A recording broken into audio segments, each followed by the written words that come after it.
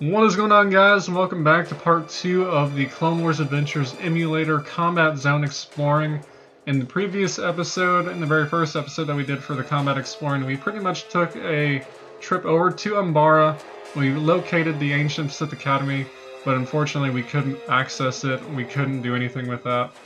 We explored pretty much the majority of the Combat Zone. We found a couple of bunker Grecs. Actually, no, that was actually a bunker called Greg. Never mind. We explored, we found a couple of bunkers here and there. We found the airfield, and we found Carl the Rancor having too many seizures because he wouldn't have a Snickers bar. Anyway, so next combat zone we're going to go to, we're going to check out Iceburg III, because apparently that's actually already finished, I think. Now in this emulator, I've only discovered Umbara. I've only explored Umbara, so the rest of the combat zones I have not entirely explored yet. Now, Iceburg III, unfortunately, Iceburg III was nothing really too big. It was only just a small, it just wasn't anything, honestly. It wasn't really a combat zone. It was just more of a minigame stage. Now, they did have quite a few missions for Iceburg III that you could do, and you could unlock, I think, a couple of rewards, but nothing really too fancy or anything. Honestly, Iceburg III was a...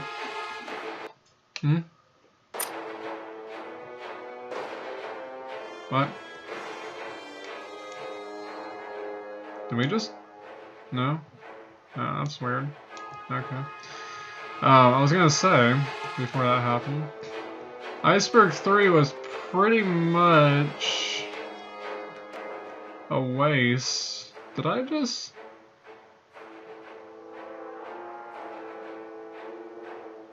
Okay, I know there were 4 troopers standing up there. Now it's on fire. What? Big props to whoever did the fire animation, though. I fucking love that.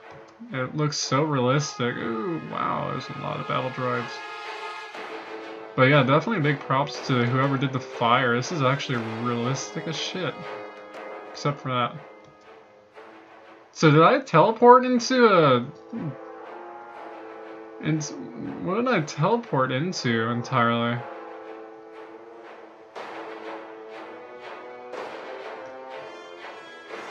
Because I went to loading screen and then afterwards it was just like, okay. Is there more fire back? There's more fire back here. Holy shit. So I guess I teleported into what happened afterwards. Let's go back and see if it'll load again. Because I know for a fact there was a clone trooper standing right there where that fire is. Let's go back and see. No? Huh. Okay, whatever. So anyway, there you have it. That's the entire Iceburg III mini combat zone. It's not really a combat zone, it's just a waste, honestly. It's just an area to explore, nothing really... You can't do anything here, that's the issue. Well anyway, let's go ahead and check out another one. We'll go over to Ryloth. I believe Ryloth was the... Actually, I don't know. I think Ryloth was already issued when Clone Wars released. That was already the very first combat zone they had. Yeah, I think Ryloth was the very first combat zone, if I'm not mistaken. I did love how they had a instance glitch on Ryloth in the original game. Basically, for those who didn't know, and for those who never played the game or who were late at playing it, the Ryloth Combat Zone, you could actually earn Battle Class experience to rank up your Battle Class rank. And how you would do that would be the NPCs would be coming through this little path right here, and they would be coming through from that shield over there. We'll check that out right now. But they would be coming through right here. And during one instance, if you were lucky enough anyway, you'd have to spam click the instance button. There actually wasn't any instance button. You had to change it through the minimap all the way up in the combat base.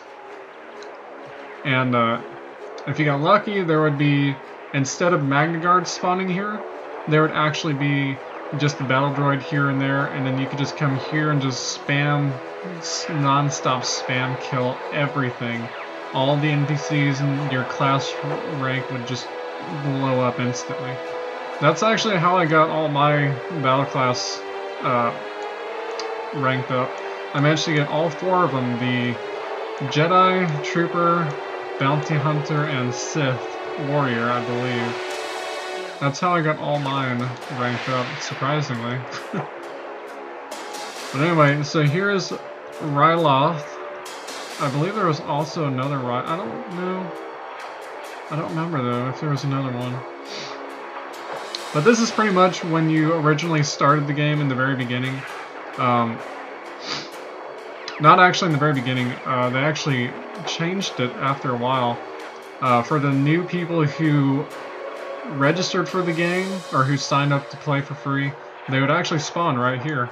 And they would have, you know, just stuff to kill and stuff to see, etc. So anyway, that's all of Ryloth Combat Zone. I do love it. It really does bring back everything. You got Captain Rex over there. I think he is in his Phase 2 outfit, isn't he?